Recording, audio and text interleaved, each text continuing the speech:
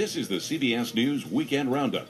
Once again, here's correspondent Dan Ravi. Let's remember this holiday weekend is all about Memorial Day. This Monday, we should remember the soldiers, sailors, Marines, and airmen who gave their lives for our liberty.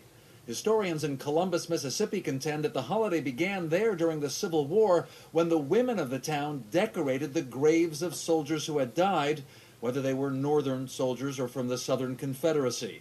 Now in the U.S. military, women have a very active role in uniform, but officially they are banned from being in combat. So consider the title of this new book, Hesitation Kills, a female Marine officer's combat experience in Iraq.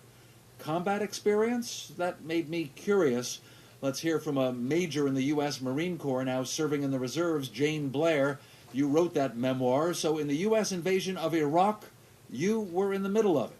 I was in combat. I served in the initial ground assault during 2003, and like many women in a similar situation to myself, I found myself on the front lines because mostly of gaps in policy. The U.S. was invading Iraq, and this was being staged in Kuwait. So you were in a unit, I don't think you were using a rifle and shooting at the enemy, but a unit that included a lot of women. What were your responsibilities? My unit was kind of unique to the Corps. I served in an unmanned aerial vehicle reconnaissance squadron. I know that sounds a bit strange, but we were very unique to the Corps, one of two units. And because we were basically an air unit, we traveled ahead of the ground forces throughout the war.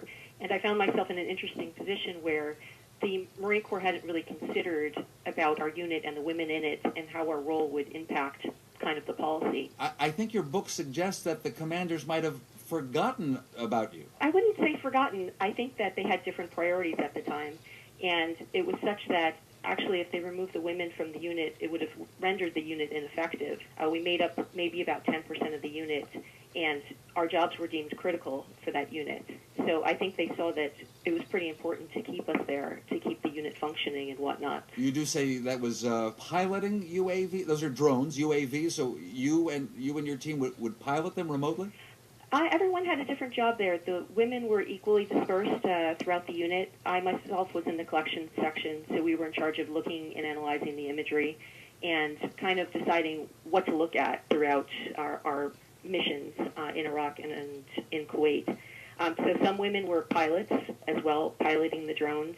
Others had different jobs and support roles, and all the women took part in all the duties in the unit. On Memorial Day, we remember our service personnel who made the ultimate sacrifice, who fell in battle. It makes me want to ask you, when you joined, which was that before 9/11? I mean, did you imagine you'd be in combat and perhaps risking your life in this kind of work?